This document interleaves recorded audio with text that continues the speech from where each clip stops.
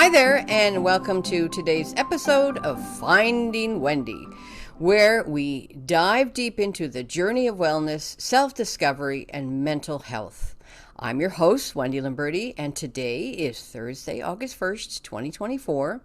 And today I wanted to share a personal story with you about my recent meeting with my psychiatrist, Dr. Richard Yanofsky. So today I had a meeting with Dr. Yanofsky, and I was excited to talk to him about my podcast and my wellness journey. For those of you who don't know, Dr. Richard Yanofsky is a psychiatrist and a part of the University Health Network, University of Toronto.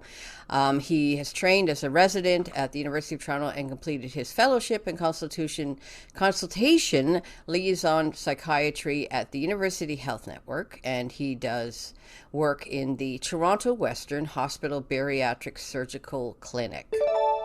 I explained in the meeting that I had with him today that I had been listening to a lot of neuroscience podcasts and was contemplating and exploring the role of dopamine in motivation. Dr. Yanofsky is, by the way, the doctor who prescribed my Vyvanse medication that I've been taking since last September, which I talked about in my second episode, to help me with my dopamine levels. As we started our session, I couldn't wait to tell him about the episode from the Huberman Lab Podcast with Dr. Andrew Huberman. This podcast focuses on the science and science-based tools for everyday life. And this particular episode I listened to, titled The Science of Setting and Achieving Goals, delved into the neurobiology of dopamine, goals, and motivation. So I shared a fascinating study mentioned by Dr. Huberman in his podcast. In this study, he talks about two rats that were involved.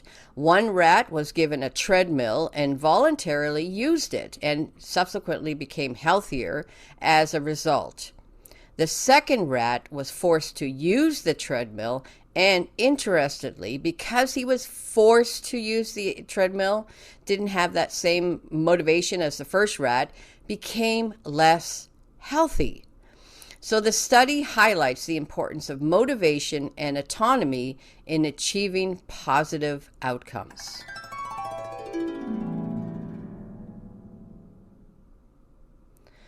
So after sharing this with Dr. Yanofsky, I explained how my dopamine levels are dropping in the evening around 9 p.m. So around 9 p.m., I often think about going to the gym to avoid binge eating. But I struggle because I don't enjoy exercise. I know it's good for me, but there's no dopamine behind that drive into action. So Dr. Yanofsky was patiently listening to me.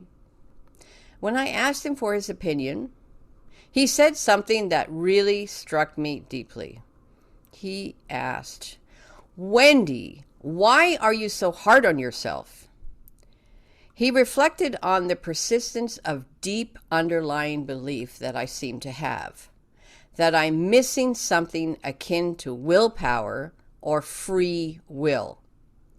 He discussed the nature of shame and its relationship to free will, and how society often believes that struggles with obesity reflect a lack of grit, willpower, agency, or self-determination. This belief, he noted, is something I have internalized to some extent. He said, you're not going to find an answer in chemicals or neurobiology. What really bothers me is this shame you feel. You're constantly pushing yourself regaining weight, but you've actually done really, really well. So he emphasized that I'm not missing any pieces and that there's nothing wrong with me. He stressed that this constant shame and search for forgiveness needs to stop. Dr. Yanofsky talked about the importance of having pride and gratitude for my accomplishments rather than self-hate and the lack of compassion. He suggests my pursuit of wellness should involve closely examining and challenging these notions. We discovered and discussed how self-compassion and gratitude can serve as antidotes to the tendencies of shaming and blaming ourselves. He then recommended a book he's currently reading called Determined by Robert M. Sapolsky. This book is a quirky and fun read with an engaging exploration of the concept of free will. Sapolsky challenges its validity and suggests that understanding its limits can lead to a more humane world. He argues that recognizing we have no free will can help us let go of the need to judge ourselves and others harshly. Let me read that a second time so it sinks in. It sinks in for me as well. He argues that recognizing that we have no free will can help us let go of the need to judge ourselves and others harshly. So, I downloaded it. I'm going to be listening to the book and reading the book over the next 2 weeks, and hoping it will help me shift my perspective and be kinder to myself. As Dr. Yanofsky said, knowledge is great, but there's nothing wrong with me. I need to stop being so hard on myself and realizing that I'm not missing anything. Dr. Yanofsky's message about stop being so hard on yourself made me reflect on how this mental abuse and self-loathing started at a very young age. It prompted me to ask him if I could read him a chapter from the book I've been writing for the past 10 years. I've been writing a book for the past 10 years, and it's still not finished because my story keeps evolving and changing. This chapter that I'm going to read to him and read to you now today and share with you in my podcast is called Invisible Me. So my book is called Finding Wendy, My Journey to Wellness. This diary is about my life growing up in Canada, the daughter of Dutch immigrants, a professional horn player and musician, and the lifelong struggle with obesity. Chapter 12, The Invisible Me. I was going out to dinner to a new sushi place with my neighbor, and we got to talking about self-image issues.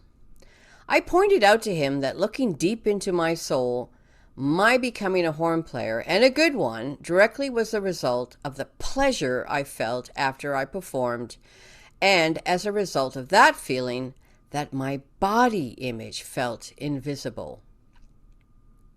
Let me explain. I started to play the French horn at the age of 12 in junior high school. I had an extremely good fortune of receiving a private horn teacher almost from the first week. The school board that my school was a part of had a very special deal with one of the horn players from the Toronto Symphony Orchestra to give private lessons to all horn students in junior and senior high schools. In the beginning years, I did not perform in public. My first public performance was later in high school at the age of 15. There was an art exhibit in the auditorium of my high school, and a stage was placed in the middle of the auditorium for live performances. I was asked to perform, with piano accompaniment given by my vocal coach, the Mozart Third Horn Concerto Second Movement. This was a very scary moment for me. Here was this overweight, I think I was about 250 pounds by then, young girl up on the stage for all to see and hear. I was scared shitless. My knees and lips were shaking from the nerves, but I got through it. And although it wasn't by far my finest moment, I did receive praise for doing it for some students and teachers who were listening to the performance. That praise felt really good. Then actually, they were giving me compliments. There you have it. The moment my body felt invisible. With this new power and good feeling endorphin rush, I thought, I like this.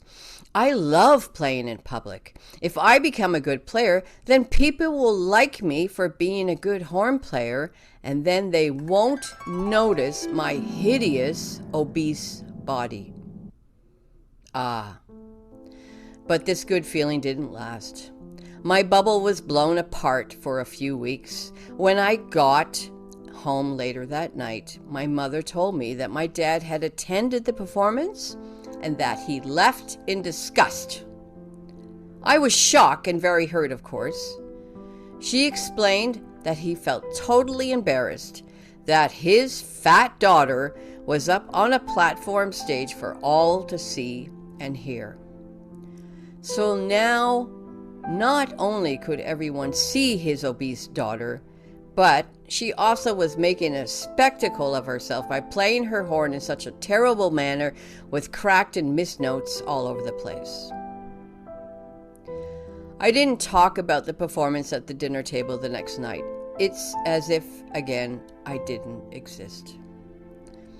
I went back to band practice and back to my own dark world of binge eating late at night after brushing my teeth, escaping with my stash of Reese's peanut butter cups under my bed. In the meantime, my mom still took me to my horn lessons once a week. Thank God she supported me. And because of her support, I kept practicing, simply because no matter what my dad said or felt, I still liked to play the horn.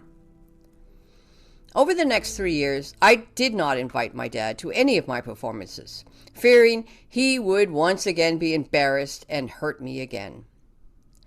When I was about 18, I auditioned and won the audition to get accepted into the Toronto Symphony Youth Orchestra. I had to approach my dad for money for a trip the orchestra was taking to Banff, Alberta, to the Canadian Youth Orchestra Festival in Banff. I was terrified, so terrified that I started crying as I entered the room to ask him. I started the conversation with, "Dad, I auditioned and I was accepted into the Toronto Symphony Youth Orchestra." He didn't believe me. "Oh man, this is going to be harder than I thought." "No, really, I did," I said. "Here's the letter to prove it." He read the official letter of welcome from the youth orchestra. He sort of grunted and said, "Oh, okay," in a non-interested way. Now the hard part. "Dad, I need your help to pay for the trip to Banff the orchestra is taking us to." He was not pleased. So here was my moment. Here I got into this prestigious youth orchestra, and on top of that, we were going on tour to Banff. And all my dad's reaction was a grunt and, "How much will this cost me?" He did, in the end, pay for my trip. I do think I made a breakthrough with my dad that night. He had acknowledged that his daughter was perhaps a good horn player after all.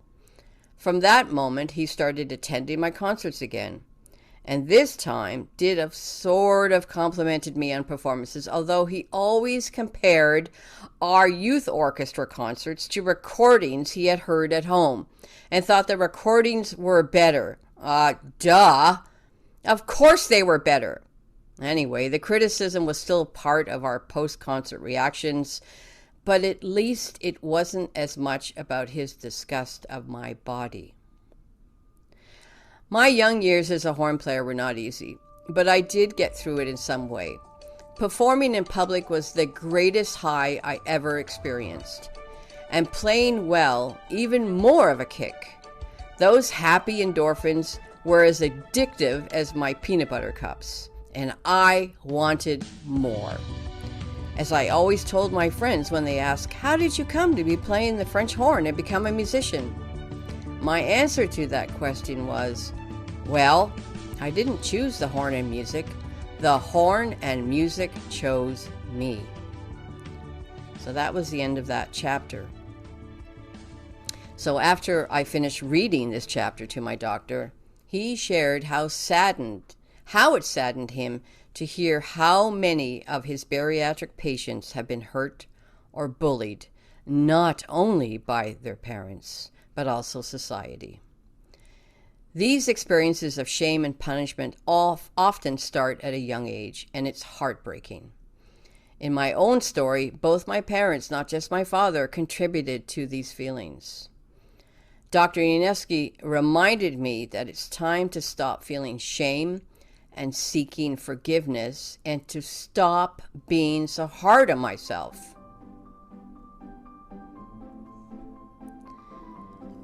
So, listeners, I encourage you to reflect on your own lives. Are you too hard on yourself? Do you feel constant shame or a need for forgiveness?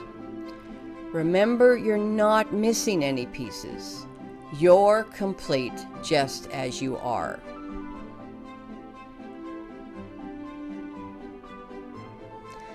So thank you for joining me today on today's episode of Finding Wendy. If you enjoyed this episode, please subscribe, leave a review, and share it with your friends. And let's continue this journey of self-discovery and wellness together. So until next time, take care and be kind to yourself. Bye-bye.